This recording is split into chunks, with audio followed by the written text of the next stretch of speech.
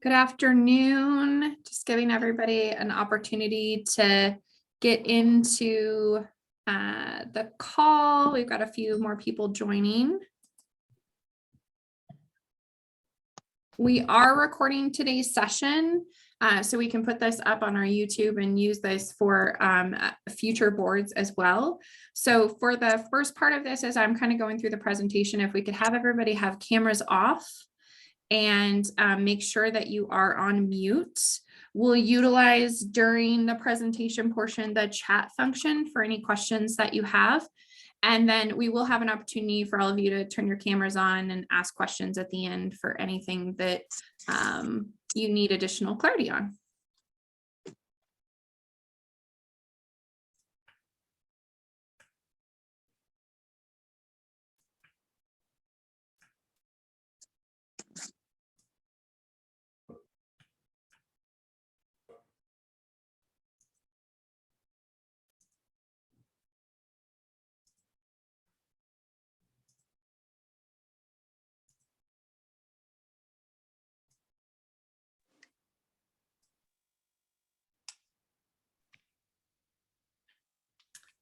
Welcome to anybody just joining us. If you could keep cameras off and yourself on mute during the presentation portion, we are recording today's session for future use.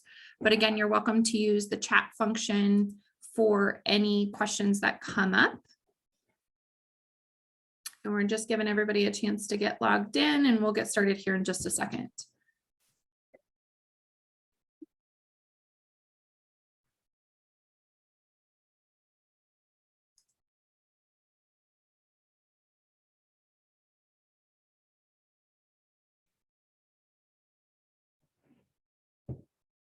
Okay, let's get rolling. A few housekeeping items. Sorry, my internet is down. I'm trying to do it on my phone. It just won't, it wouldn't come up. I've been trying for about 10 minutes to get it.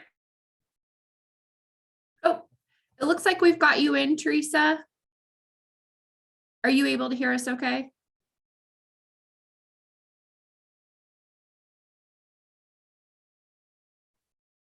Okay. Well, we'll hope that you can hear us okay, Teresa, and we are recording this. So if there's any challenges with you catching any of the presentation, we are recording it. So we'll be able to share it after the presentation today. So a few housekeeping items. My name is Katie Anderson. I'm one of the owners here at Aperion. And just a final recap, if you could keep yourself on mute and cameras off today, so we can use this video for future use, that would be fantastic. If you are on the computer, you should be able to see my screen and see our presentation today. Our team will be sending the presentation after we get wrapped up, along with the link to the recording. So you will get a copy of the slide decks as well as the recording, so you can go back and rewatch if you had questions or want to share with other board members who maybe aren't in attendance today.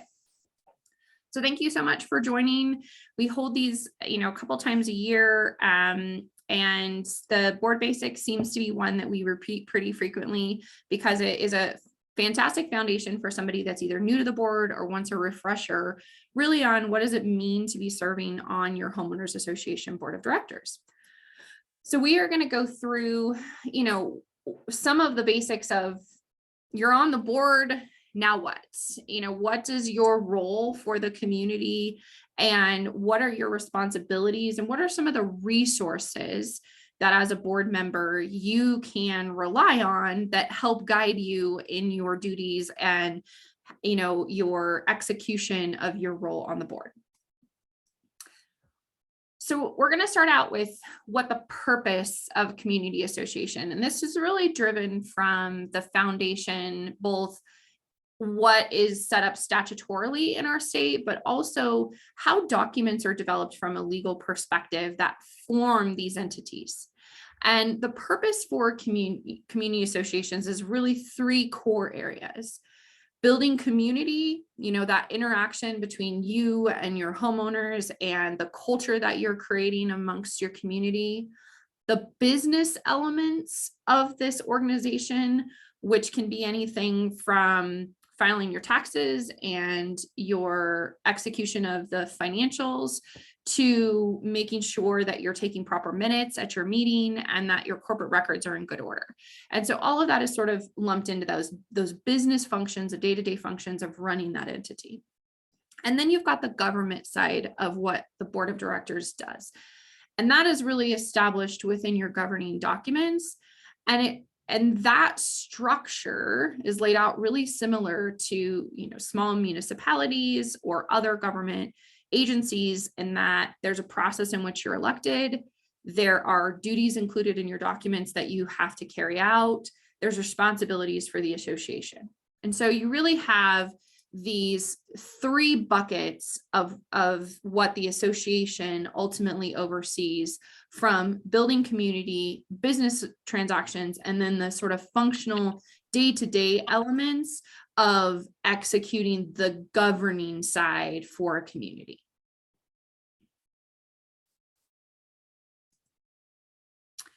So what types of communities exist here in Oregon?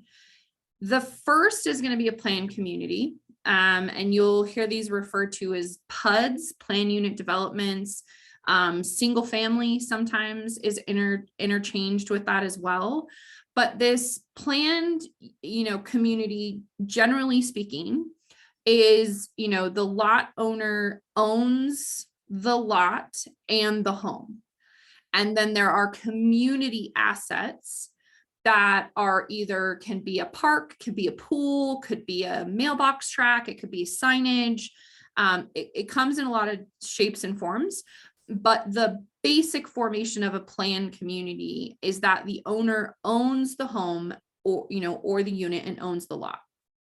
Sometimes it's difficult to look at a community and know, is this a planned community or could this be classified as something else? Because we are having other types of developments show up that, may not look like a single family detached, but are classified as a planned community. So you could have a townhome community that are essentially what are referred to as a zero lot line home, where you've got connected walls, but there is a physical lot line that runs between those two units, and the owner still owns their unit and they still own the land underneath. And the best way really to determine the distinction is to look at your governing documents, because it's going to tell you if it's, what it's developed as. But a traditional definition for a planned community is the owner owns the lot and the community owns the common space. And then you have a condominium. The condominium definition in Oregon is that the owners own essentially the airspace of their unit and an undivided interest in the common area. And this looks a little bit different than a planned community in that the common area is generally defined as portions of that building. So each set of condominium documents are going to define this a little different. You may have it from studs out, you may have it from drywall out, finished surface out.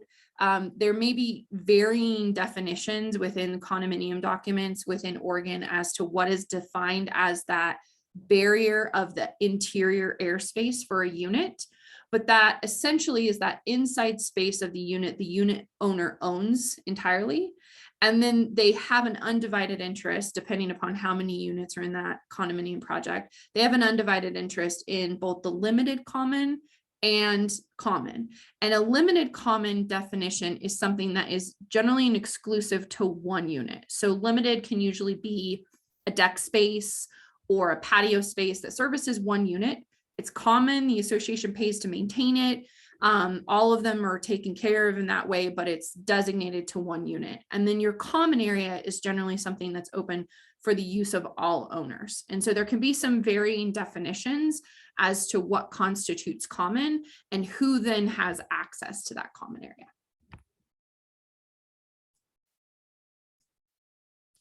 There are a few other types of community associations. They are not as prevalent here in Oregon, especially in Central Oregon.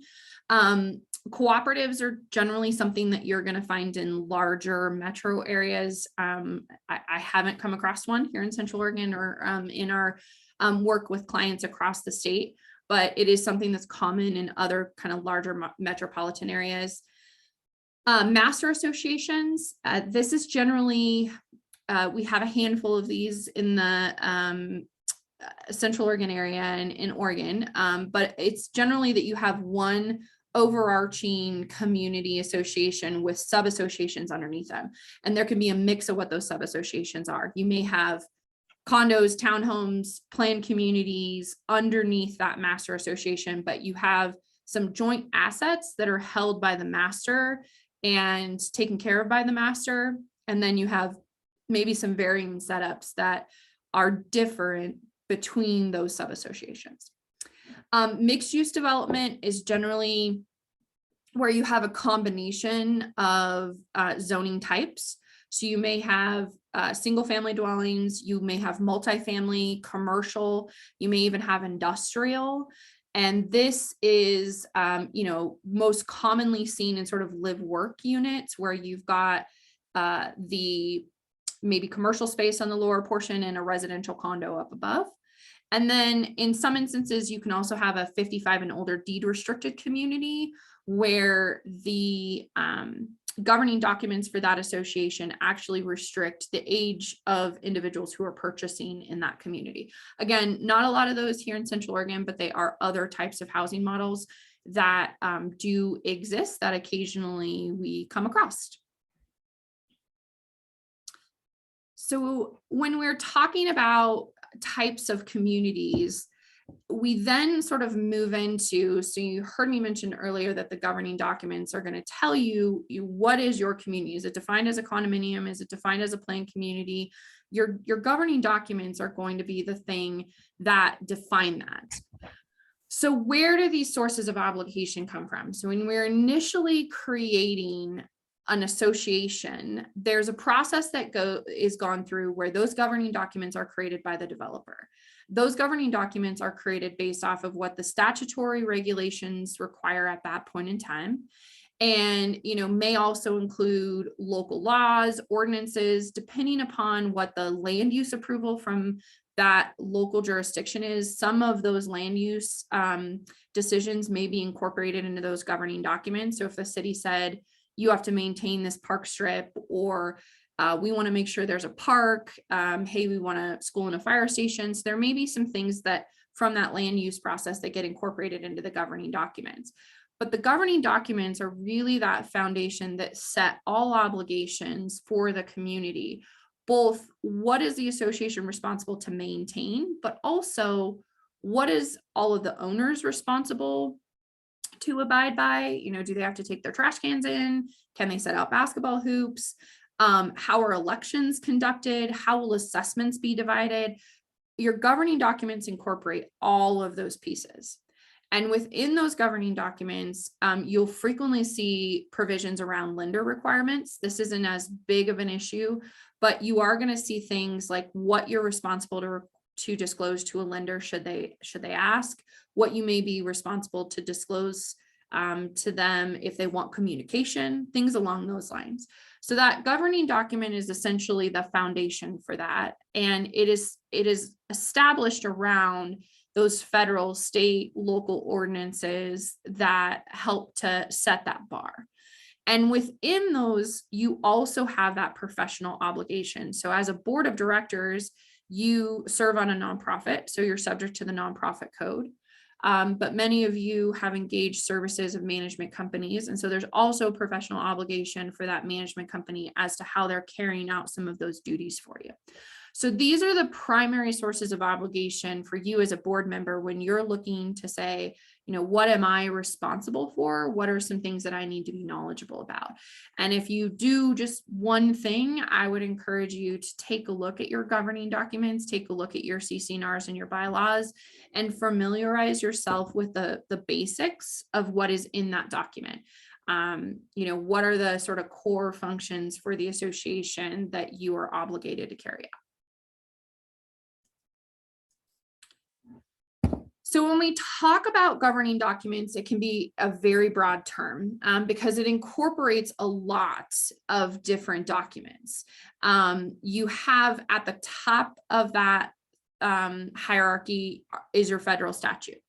We don't have a lot of federal regulations that impact our industry, but there are a handful of them that you should be aware of. The two that are probably, the most important is that you do have fair housing regulations and you have fair debt collection. Both of those things aren't specific to our industry, but our industry is responsible to comply with. And those things are things that, generally speaking, your board of directors doesn't necessarily need to be highly educated about. If you're one of our clients, this is something we spend time educating our managers about. If you're not one of our clients, make sure that you are engaging with a professional that understands the requirements in both the fair debt and the fair housing. You also have a couple of other statutes at a federal level, the right to fly flag. That has been in law for almost 10 years. And what that says is that the American flag is protected in community associations. Owner has a right to display it. The board has the right to set some parameters around what that looks like. So you can say it can't be, pinned to the front of your garage. It needs to be on a pole properly placed on the home. If you're going to install, sort of a larger flagpole, here's the height requirements, things along that lines. But it is federally protected. Along with the right to satellite TV. This is probably less of an issue than it used to be about 10 years ago, just because streaming services have disrupted a bit and it's not as large of an issue as it used to be. But the right to have a satellite dish and access satellite TV is protected federally. And where communities have to navigate this is being careful that they don't tell somebody that they can't, but tell them, maybe where the placement of it might need to be. And that gets a little bit tricky too. But again, it's not as large of an issue as it used to be. It's kind of changed quite a bit. And then you have the state statutes. Your state statutes are Chapter 94, which is your Planned Community Act, Chapter 100, which is your condominium. And then you'll hear us sometimes refer to Chapter 65, which is the nonprofit code. And depending upon your classifications as an association, you are also responsible for some adherence within that statute. And again, not something that the board of directors is responsible to necessarily be experts on. Managers in our industry, that's really their role, but just have some common awareness that your manager may cite things out of that because your documents might be silent on it. And so it's important to just have an awareness that that exists. So when you're forming your corporation, item number 3 on that list is really where the governing documents specific to your community come into play. So your articles of incorporation are essentially the first formation of that entity, and it sets forth the purpose of the community, generally the name. It incorporates your name as an entity within the state.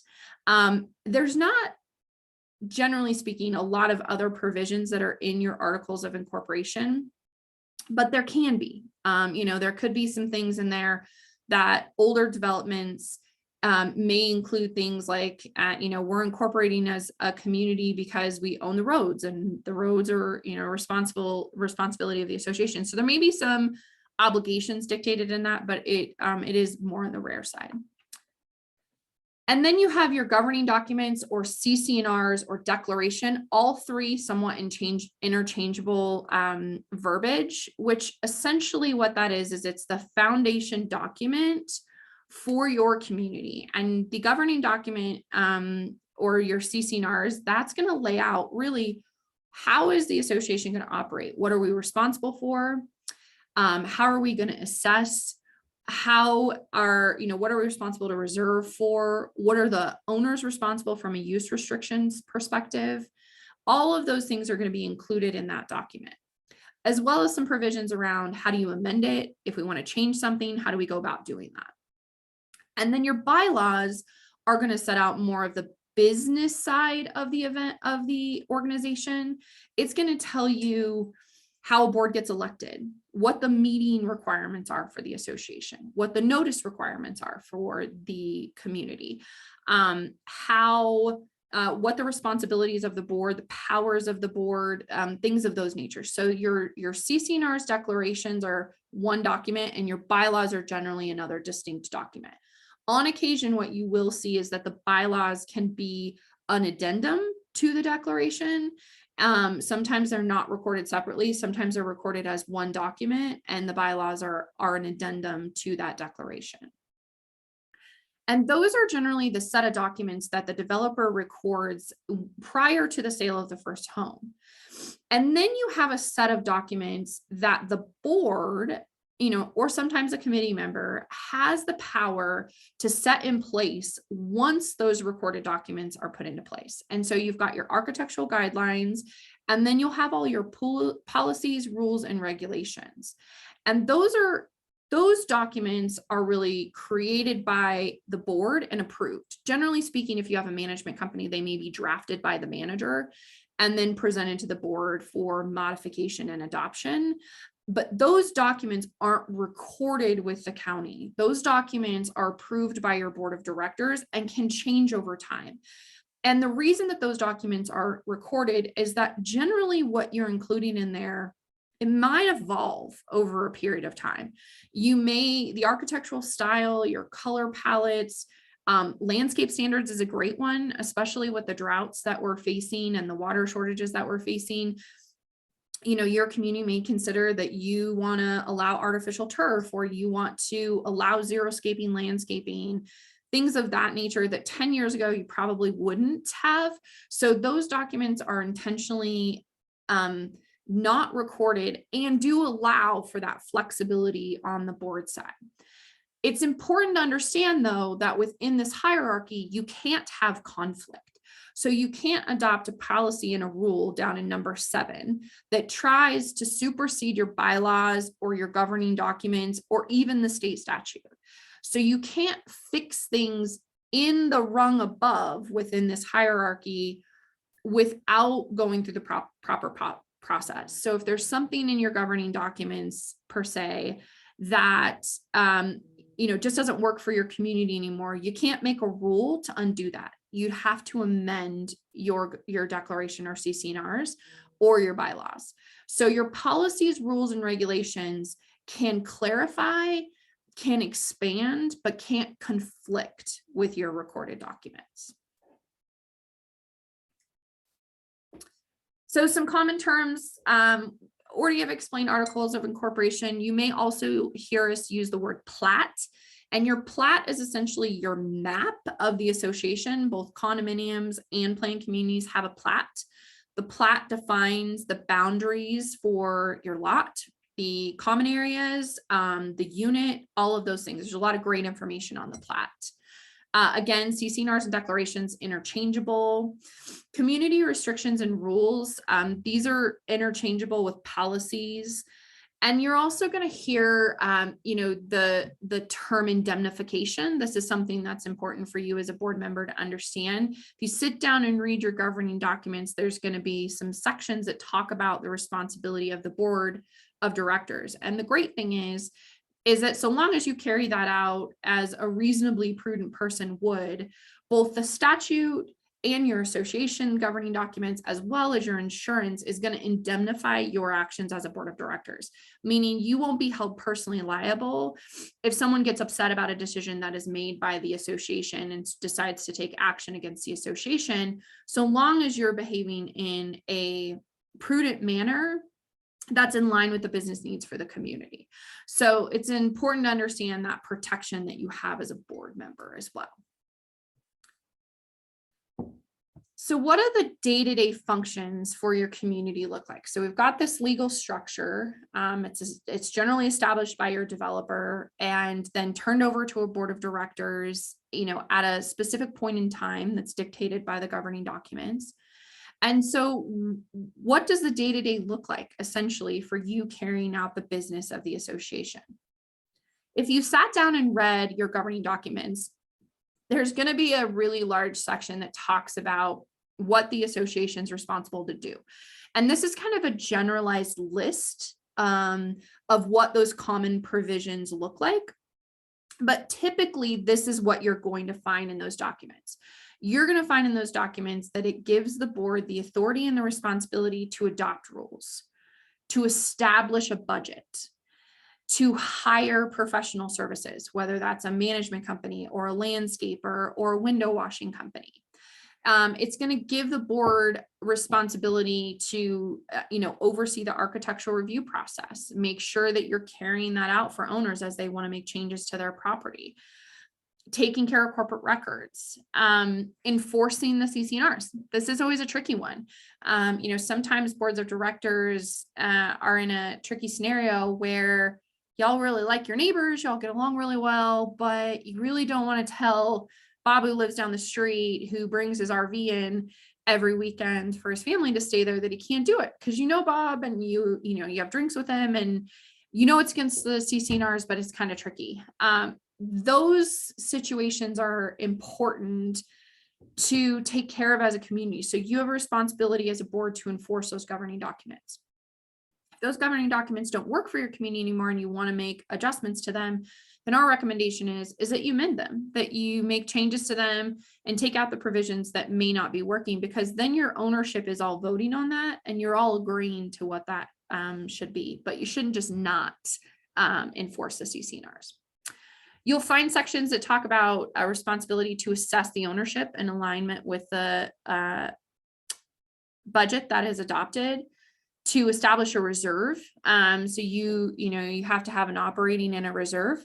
We won't go into the financial side too much in today's call. We have a separate training that we do that goes through all of the financial works for the association. It is up on our YouTube channel if you'd like to take a look at it, but you have a responsibility to make sure you're maintaining operating funds and reserve funds, that you have insurance and you're maintaining the community, and that you are communicating with owners, maintaining mailing lists, all of those types of things. So there's really can be a robust list of things within your governing documents that says the board needs to do all of these things. So as a volunteer board member, how do you do all of said things? It doesn't necessarily mean that you as an individual board member have to carry them out. Most of the time, you're going to engage the services of a professional that is going to help to take care of that. So, maintenance of the common area. Hopefully, you are not out there pushing a lawnmower and mowing the association's lawn.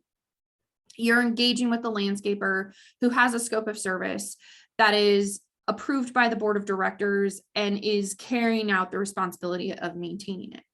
So the role for the board isn't always the act of actually doing the thing. It's the act of making sure that you've engaged services that complies with those requirements within the governing documents.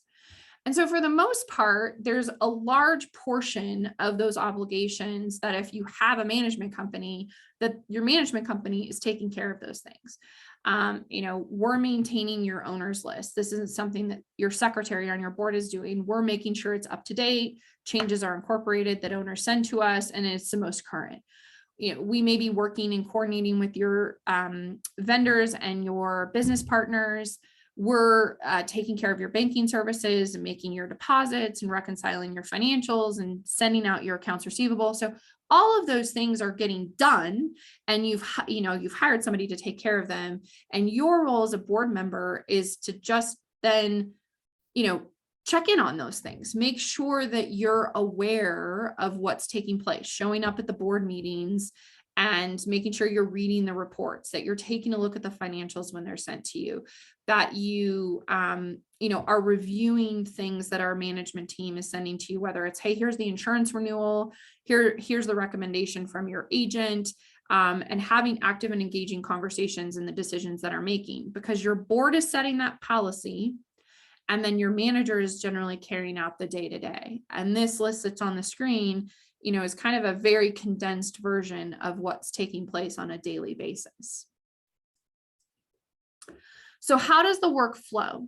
The work, what I would say for the most part is happening in this middle section. It's happening amongst your business partner team, whether that's your HOA management company and your outside vendors. The bulk of the work is happening in the middle section of this house. Owners may, filter in concerns and questions up to various team members. Those most of the time are getting answered and addressed without necessarily having to come to the board. But if there is something that there's not a policy on, or there's not direction on, that's when you're going to see the manager or, one of your other business partners come up to the board of directors, because the board of directors is the decision-making body in this organization. You're creating policy, you're setting the operations, you're approving contracts, and you're assuring that all of that is done within compliance of your governing documents. And so your role is to really make the decisions that are put in front of you, so then the day-to-day operations can be handled by your business partners.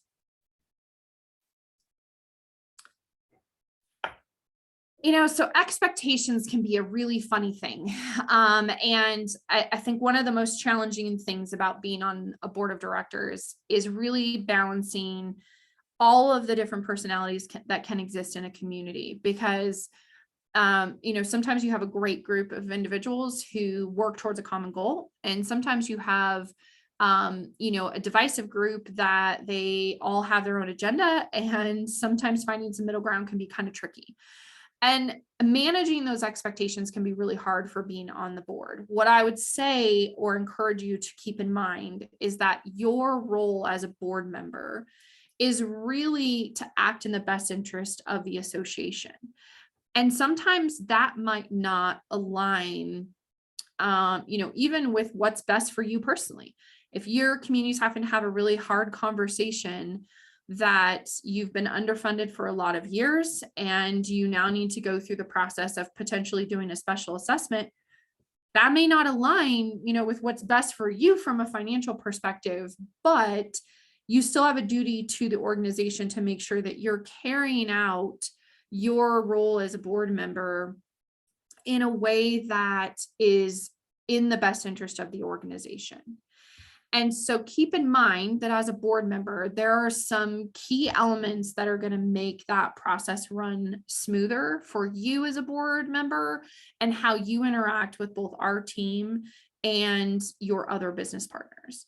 So for those of you who are familiar, there is a whole section in your contract, if you are an Aperion client, that goes through and talks about the requirements from the board of directors. So there's a whole section in scope as to what Aperion is going to do.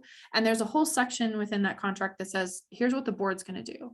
And I've noted this on this slide. So it's a good reminder that for the boards that we're working with, it's really important that we have a single point of contact.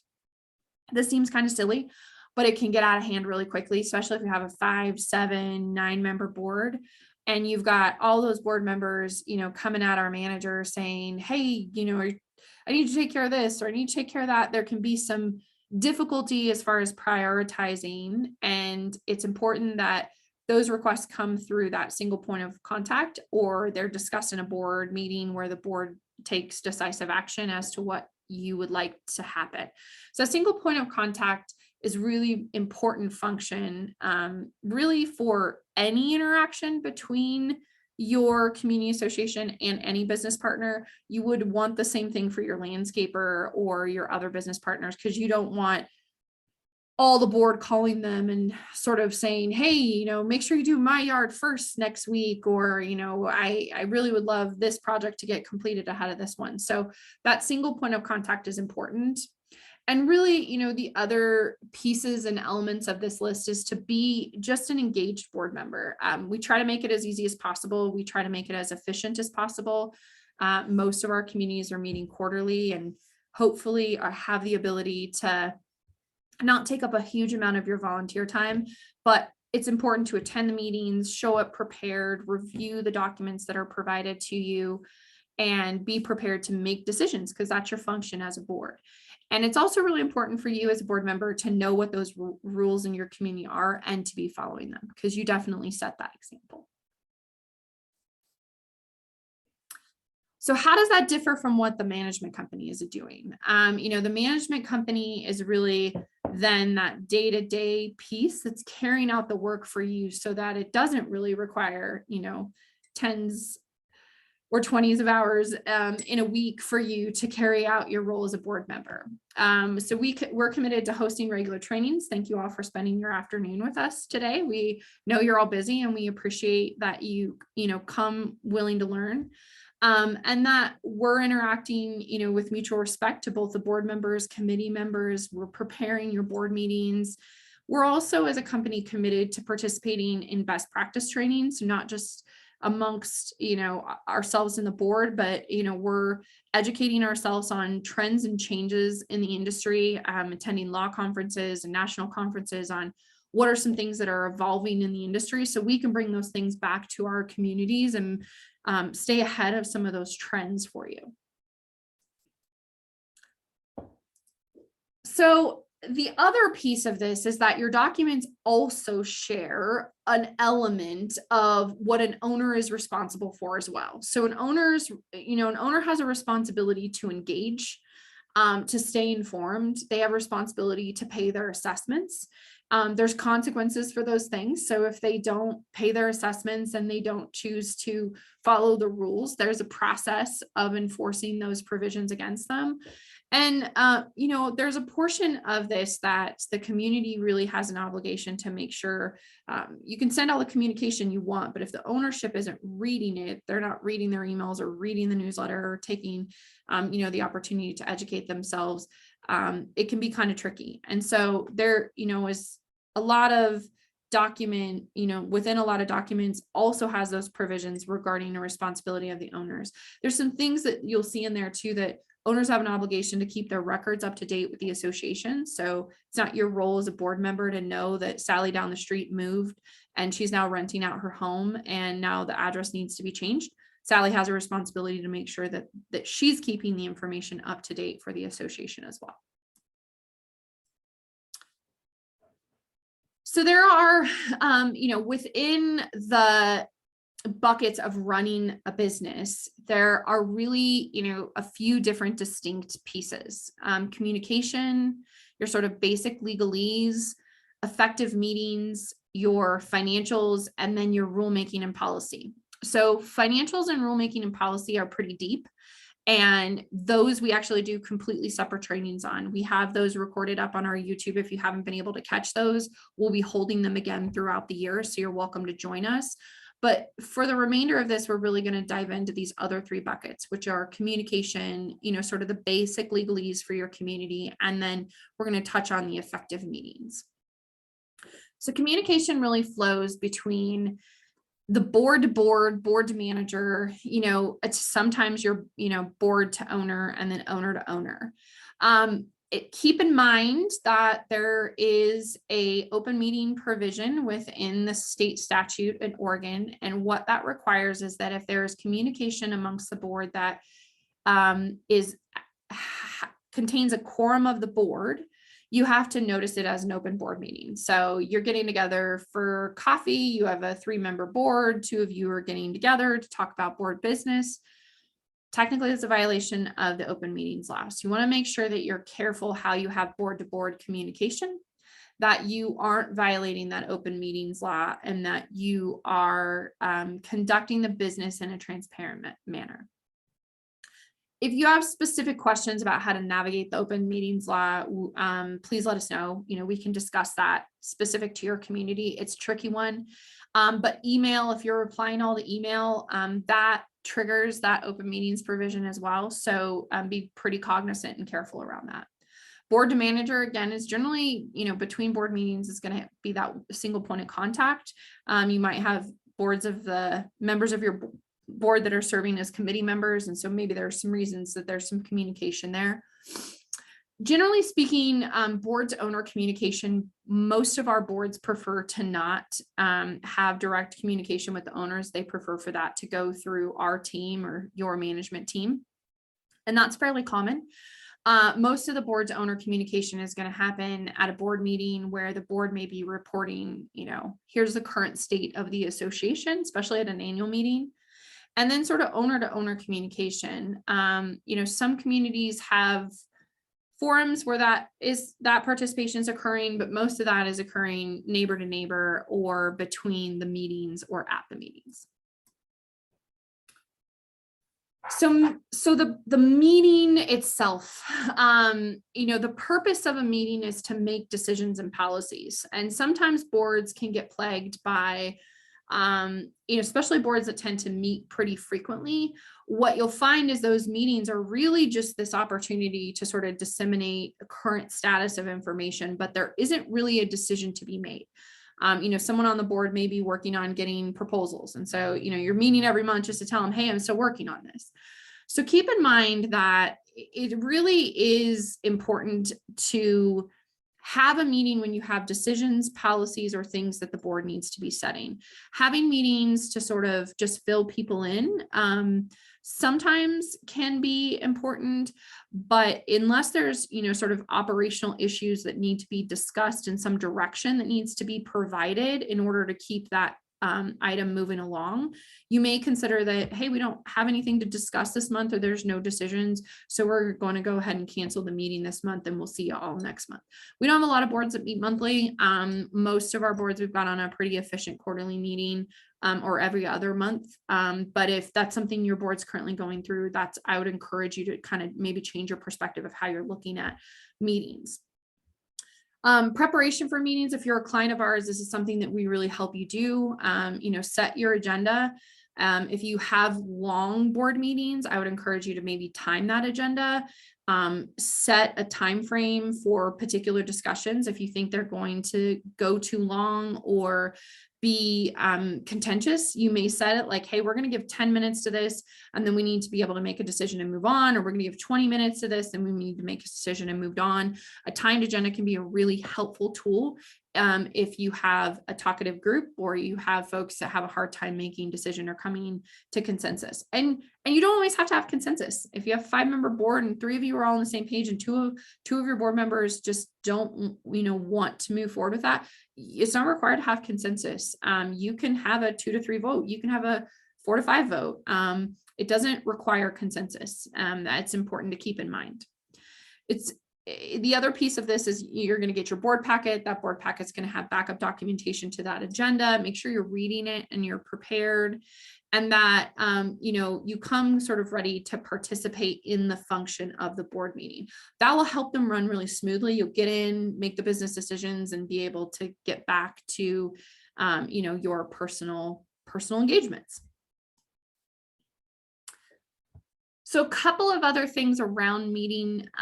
We've got some great tools around Robert's Rules of Order. If this is something that your board may be struggling with, we can share. There's a couple of really great handouts that talk about just basic ways to make motions, how to call the question, how to move meetings along. Generally, that's the president that's going to be driving that, or the vice president. Chairperson can also be in your documents. But the use of Robert's Rules of Order can really help to keep your meetings moving along. Executive session. So sometimes if there are issues that just might be a little bit tricky to discuss, the board can have sort of a gut reaction to want to try to go into executive session. From a statute perspective, going into executive session can only be done under a few scenarios. So you can go into executive session for consultation with your attorney. You can go into executive session for contract negotiation, personnel issues. You can go into executive session for discussion of action against a homeowner and accounts receivable issues. So those are really the only items that you can go into executive session. If you've got kind of a neighbor to neighbor dispute going on, and you want to have some conversations with those neighbors, that has to be done in an open board meeting, and it can be really tricky to navigate, and it can be uncomfortable at times. Our team can help you navigate that, but if it doesn't fall into those categories, you can't go into an executive session. And the process for going into executive session is you have to have motion and board consent to go into executive session, state what you're going to executive session for. Debate and conversation can occur in executive session, but a decision cannot be made. So then you have to motion out of executive session back into the open meeting, and then you have to record that decision from the board in that open meeting. Now, it doesn't mean that you have to give away your strategy. So if you're having conversations or consultation with your attorney, you certainly wouldn't want to tell, maybe one of your owners who has taken legal action against you what you're doing. So it can be a simple motion that says, The board is approving for our attorney to proceed as discussed in executive session. It can be vague, but you have to record that action in an open meeting in your minutes. And night and weekend meetings, if you're a client of ours, this is something that you're already really aware of. Our recommendation is conducting business during business hours. You guys are a business. And so we really encourage to do it during time period where people have the ability to engage and be present at a time period where people can make reasonable decisions. So nights and weekend meetings is not something that we recommend. We do have some communities that have their annual meetings still on weekends. I think most of those have started to move to Fridays though, because the owners kind of prefer them then as well. So some basic legalese, now that we've talked a lot about what the board is responsible for, I always like to share these pieces of information because they're important for you as a board member to be aware of. So under Chapter 65, the definition of an unpaid volunteer is that you will only be held personally liable for gross negligence or intentional misconduct. So as long as you're carrying out your role as a board member in a manner that is in the best interest of the community and you're not participating in self-dealing, you're really not going to find yourself in a situation where you're personally liable. And it protects against individuals, directors, and officers, not necessarily the association, because the association could still be liable if, there's something that, goes wrong. But you as an individual board member serving in your seat as a board of directors is protected in this sense. And the reason the unpaid portion is important is because under the nonprofit statute, as soon as you become a paid director, your duty of care significantly increases. And so all community associations have nonprofit volunteers, unpaid volunteers. Okay, so this is the section where if you'd like to turn on your cameras or the chat function, if you have questions about any of the information that I went over, happy to take them. If they're really specific to your community and I'm not as knowledgeable about your governing documents, I might have to defer to offline, but I'd love to open it up for questions at this time. Katie, I have a question. I'm Joe. I'm at Rocky Point. Hi, Joe. Hi. I don't understand this open meeting concept. I mean, we have a very small community. There's only 17 homes. Yeah. So we're pretty neighborly and get together a lot. And are you just saying that anytime I get together with the 2 other board members on a casual basis, I can't talk about board stuff? Exactly. So you guys can get together socially, but if you talk about board business, you're having a board meeting. So if you want to get together and have a glass of wine and enjoy your beautiful view of the river and chat about, what's going on in your guys' life, you guys, be neighborly. We encourage that. But if you're getting together amongst the 3 of you and you want to discuss association business, the statute's written in such a way that your ownership has a right to observe the debate and the conversation of the board. Doesn't mean that they can change your decision or that they have impact on the decision, but they have a right to hear the discussion. And so you want to do that in a board meeting. Really? Okay. It's That's it's really tough. tricky. Because, we might be with our spouses, right? So it's not really a board meeting, but it's with, and we might be talking about something that just occurred, not make a decision, but just have a discussion. We can't do that. You can't do that. And I would encourage you to be just think about it from this perspective, Joe. Just think about it from the perception of the other owners. So if you guys go into a board meeting and you've got an item on the agenda and that agenda item comes up and you just move straight through the decision, there just isn't any conversation. And it may be a contentious issue. For you guys, this is kind of probably not the best because you do have a small community and you're a pretty connected community. So it may not ever really come up, but you decide we're going to change the color of the doors. We're going to change the exterior color of the paint. The fallout that then can happen from that is that your community starts to question, okay, when was this discussed? What were some of the things that were debated? Because you obviously didn't do it in a board meeting.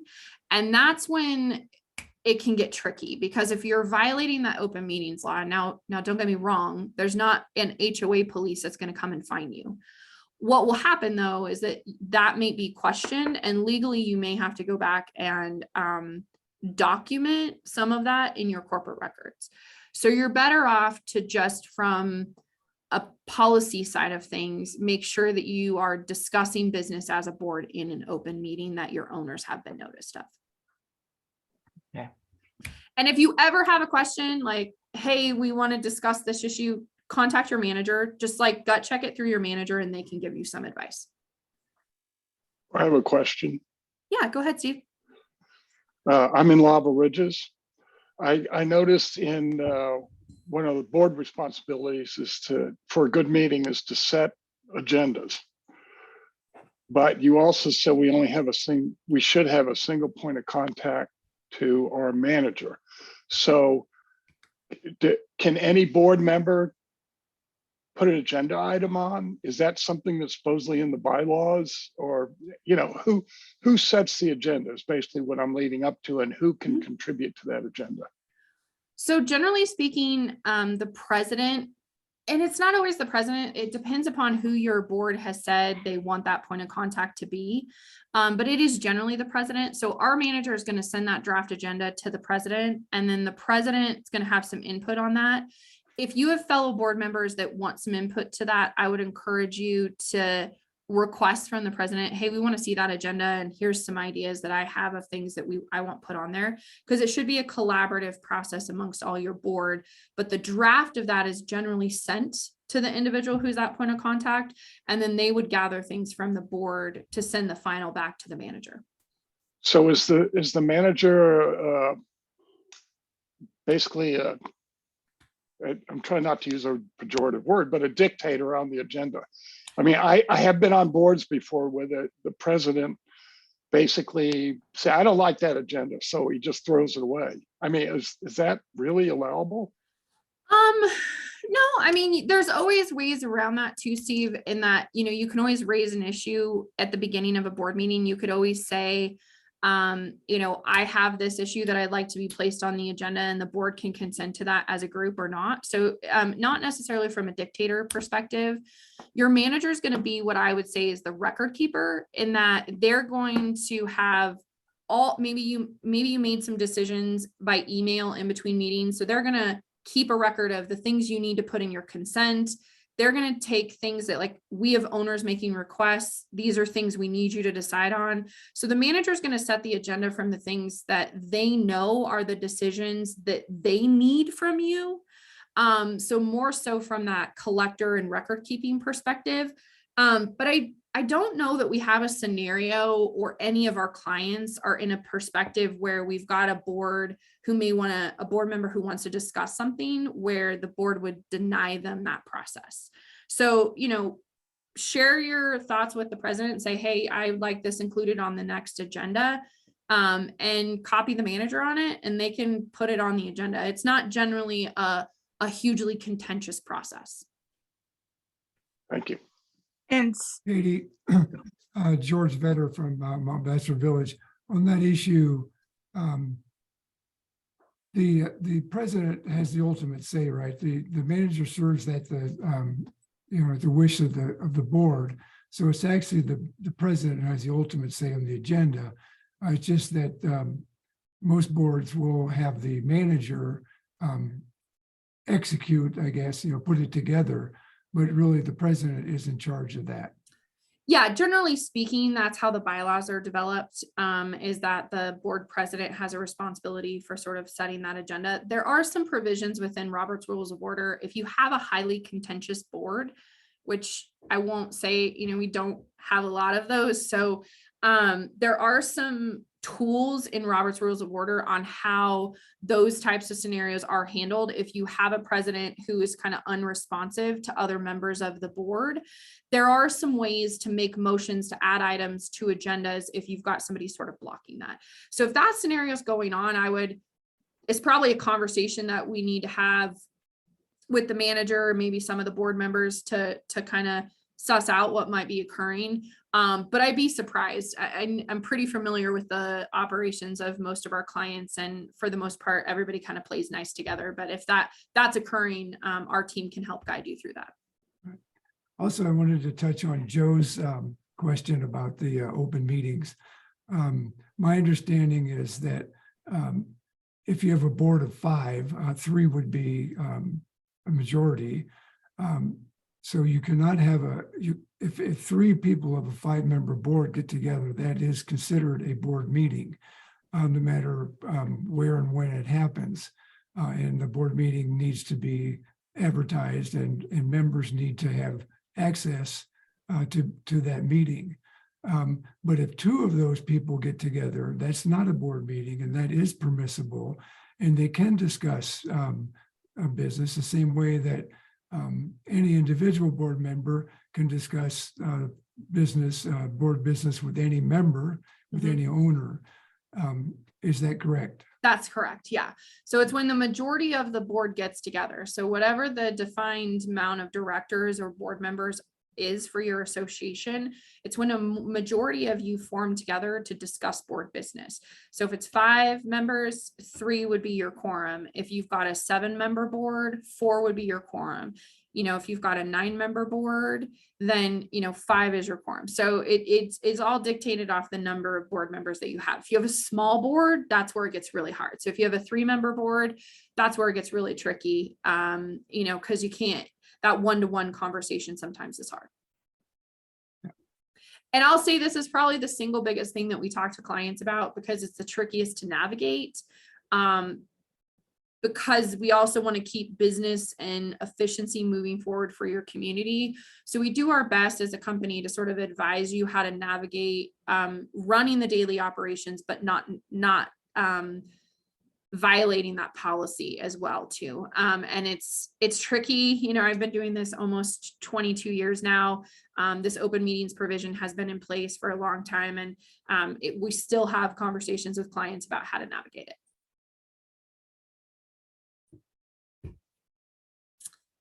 Any other questions? Tiffany, I saw you turn your camera on for a second. I wasn't sure if you had a question. I was just going to assure Steve that we have a meeting coming up soon, and I was going to send out an email to the board and ask for agenda. Items. Yeah, so don't worry. Perfect. Well, thank you guys so much for spending your afternoon with us. I really appreciate it. And I know your time is valuable, so we really appreciate your participation today. Any last questions before we sign off for the afternoon? Can you hear me? I can, Karen, go ahead. Yeah. Generally, I think the biggest thing as a board member, and I was wondering what your recommendation would be. I would really like to create like kind of an annual calendar of events, like the annual board meetings at a certain date. When do we start to review for the next year's budget?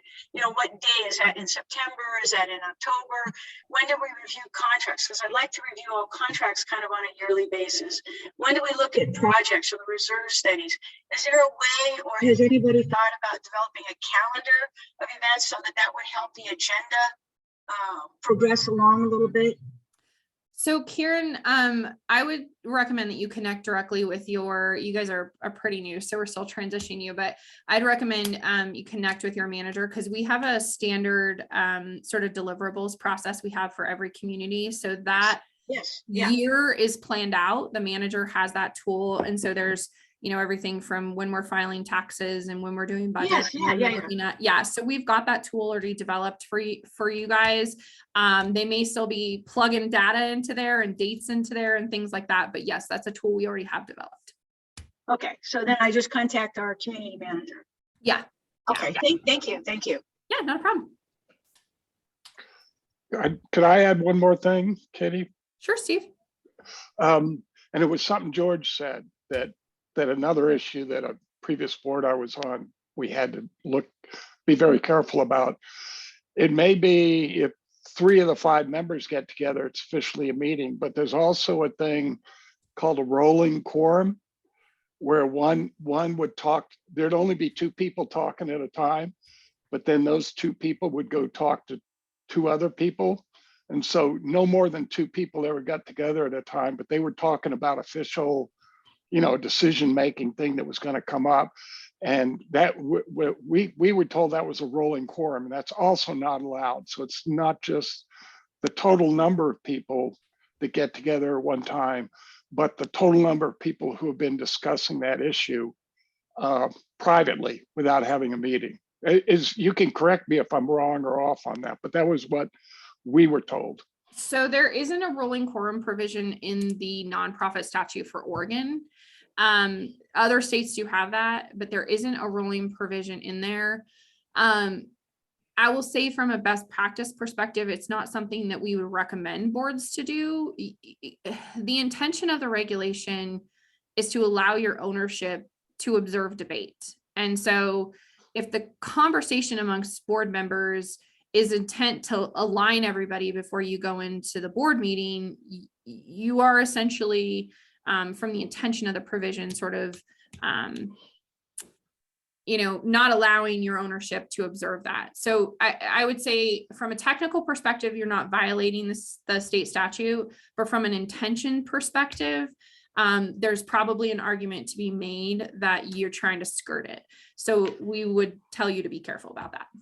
So it sounds but that's applying to nonprofits. The board I was talking about, we were actually a government entity.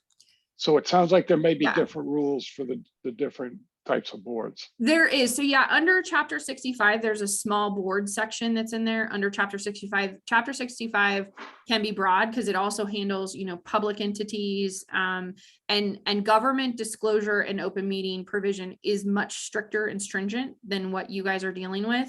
But what we always encourage you guys to think about as board members is what's the intention and what's the perception that your ownership could have. Okay, thank you. Mm-hmm. Well, thank you guys so much. It's nice to see you. We appreciate your time today. And again, you will receive the slide deck and a link to the recording today. We really appreciate you all coming.